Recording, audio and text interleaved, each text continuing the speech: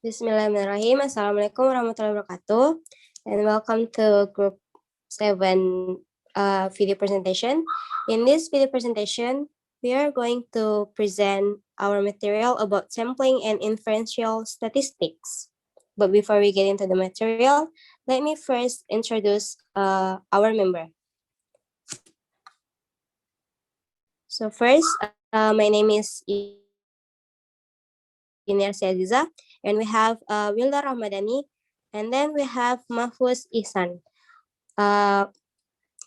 Without wasting any more time, let's get into the first material. So, what is sampling? Sampling is a technique of selecting individual members or a subset of the population to make statistical inference from them and estimate characteristics of the whole population. A population is defined as all members of any well-defined class of people, events, or objects. A sample is a portion of a population. Statistical inference is procedure by means of which you estimate parameters or characteristic of population from statistic, or we can actually say characteristic of samples. Such estimations are based on the laws of probability and are best estimate rather than absolute facts. And then we have rationale of sampling. Sampling is indispensable to the researcher. Usually, the time, money, and effort involved do not permit a researcher to study all possible members of a population. Furthermore, it is generally not necessary to study all possible cases to understand the phenomenon under consideration. Sampling comes to the researcher's aid by enabling them to study a portion of the population rather than the entire population. Because the purpose of drawing a sample from population is to obtain information concerning that population, it is extremely important that the individual included in a sample constitute a representative cross-section of individuals in the population. Sample must be representative to be able to generalize with reasonable confidence from the sample to the population. Meanwhile, an representative sample is termed a biased sample. The findings on a biased sample is a research study cannot legitimately be generalized to the population from which is taken. Next, we have steps in sampling. So, the first step in sampling is the identification of the target population, the large group to which the researcher wishes to generalize the results of the study. A distinction between the target population and the accessible population is the population of subjects accessible to the researcher for drawing a sample. Once we have identified the population, the next step is to select the sample.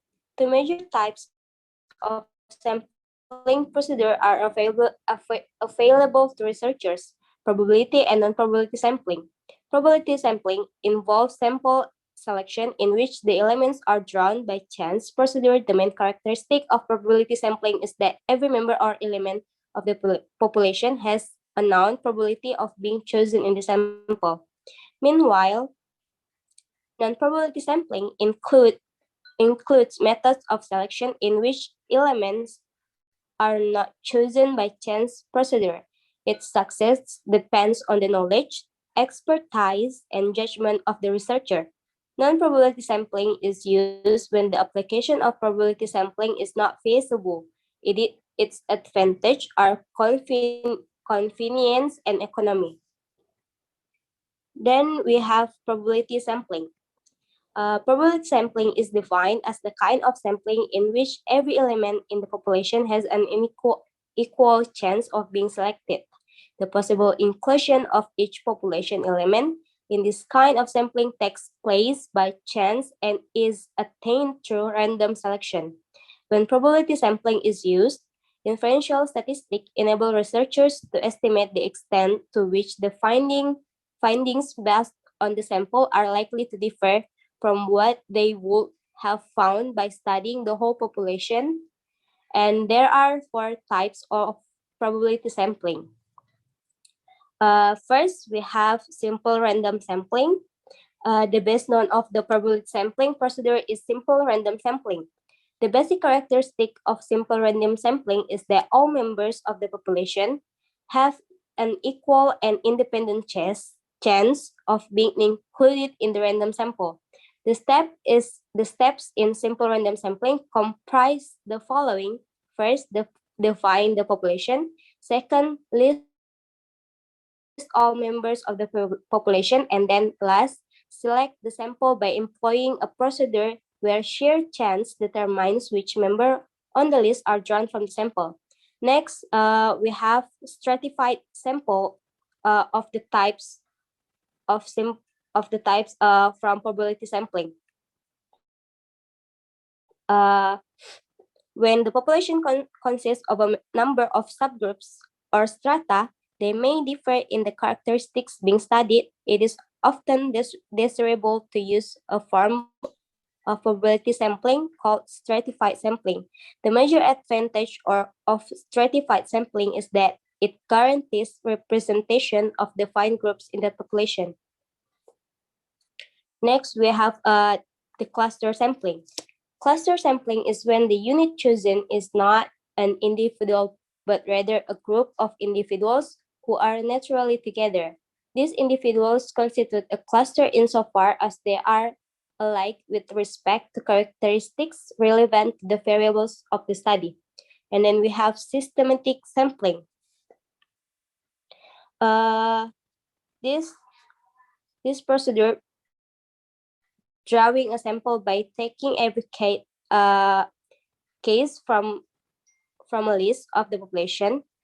First, we decide how many subjects we want in the sample because we know the total number of members in the population. We simply divide n by big N by small n, and then determine the sample interval to apply to the list. Select the first member randomly from the first k members of the list, and then select every kth member of the population for sample. And then next, Wilda Rahmadani we're going to explain about non-probability sampling. Okay. Non-probability sampling. Non-probability sampling involves non-random procedures for selecting the members of the sample. In the non-probability sampling, there is no assurance that every element in the population has a chance of being included. Its main advantages are convenience and economy. The major forms of non-probability sampling are: the first, convenience sampling. The second are purpose sampling. In purpose sampling, also referred to as judgment sampling, sample elements judged to be typical or representative are chosen from the population. The assumption is that errors of judgment in the selection will contribute one other. The third, quota sampling involves selecting typical cases from the first start of a population. The quotas are based on known characteristics of the population to which you wish to generalize elements are drawn so that the resulting sample is a miniature approximation of the population with respect to the selected characteristic. And random assignment. Random assignment is a procedure used after we have a sample of participants and before we expose them to a treatment. The concept of sampling error. When an inference is made from a sample to a population, a certain amount of error is inferred because even random samples can be expected to vary from one to other. Such difference called sampling errors result from the fact that the research has observed only a sample and not the entire population. Sampling error is the difference between a population parameter and a sample statistics.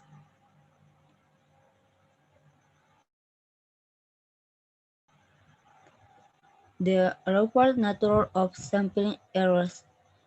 Using a sample to make inference about a population really any better than just guessing because sampling errors behave in a lawful and predictable manner.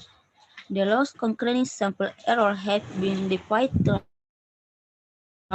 deductive logic and have been completed through experience. Okay, thank you.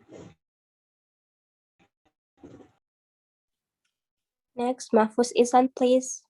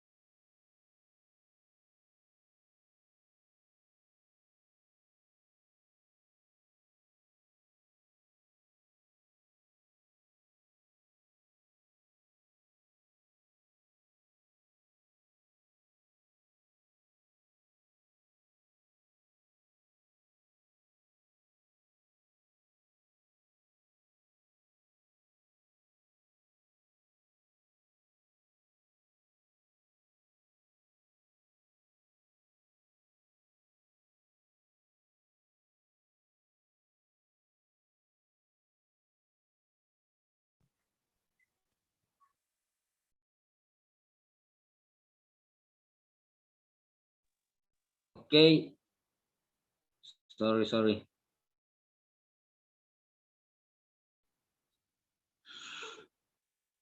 Well, sampling error of the mean.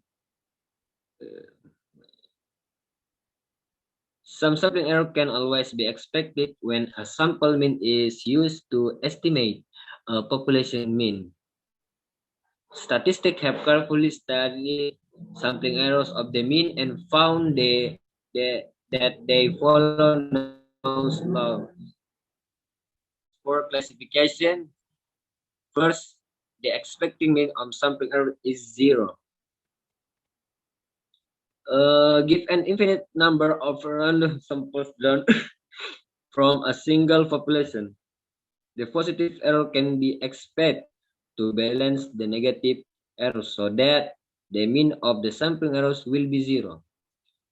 And then number 2, sampling error is an inverse function of sample size. As the size of a random sample in, increase, there is a less fluctuation from one sample to another in the value of the mean.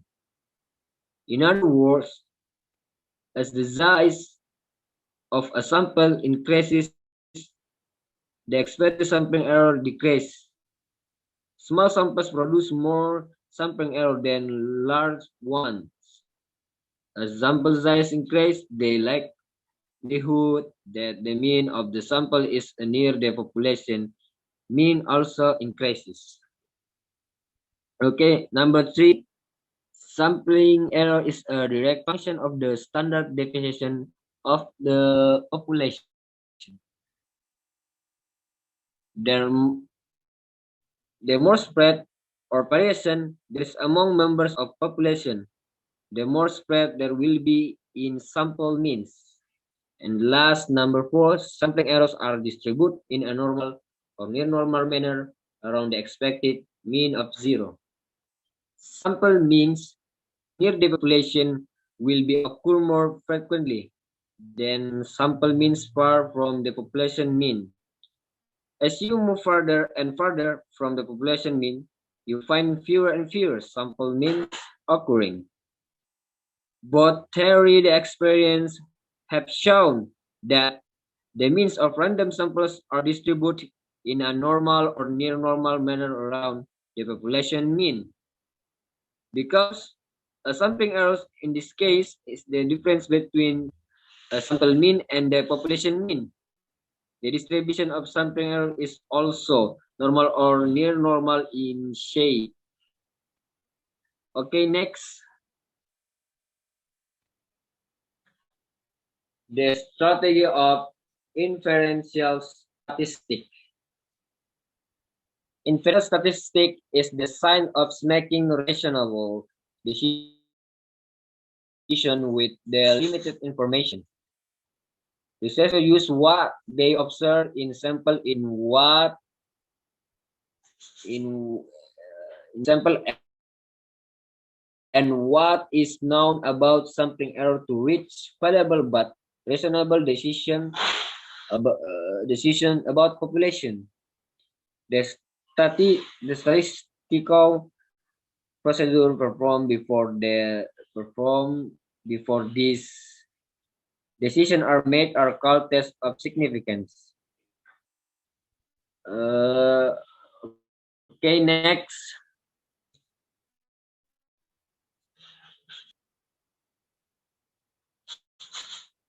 The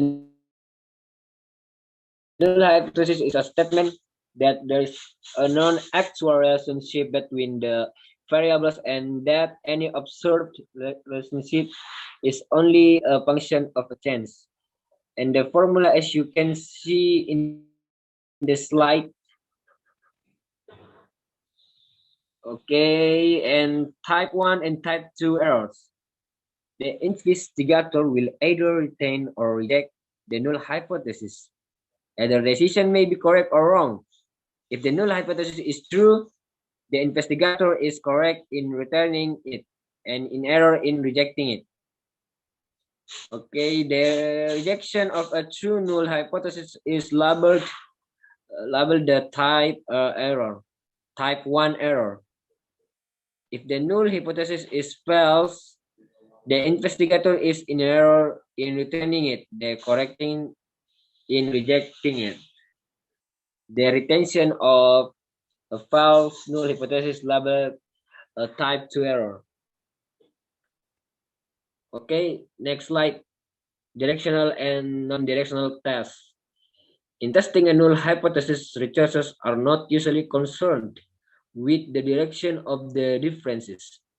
Rather, they are interested in knowing about the possible departure of sample statistic from population parameters. When comparing the effectiveness of competing treatments, an investigator usually wants to learn if treatment A is better than treatment B, or if treatment B is better than treatment A. This kind of the test is called non-directional because the investigator is interested in differences in either the investigator say only then there will be a difference. If a sample mean is observed that is either sufficiently greater or sufficiently less than the hypothesis value, the null hypothesis will be rejected. The direction of the difference is not important. However, if only the alternative to the null hypothesis is of interest, a directional test is used.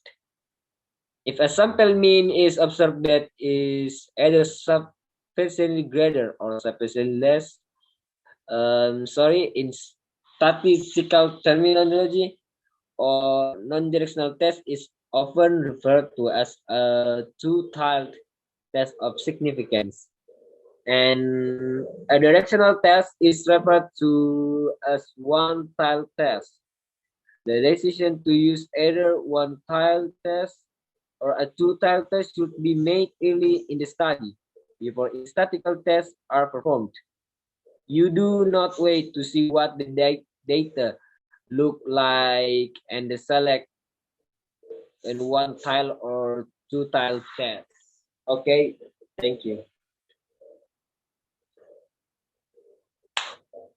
So that's all from our group presentation. Thank you very much for your attention, guys. Wassalamualaikum warahmatullahi wabarakatuh.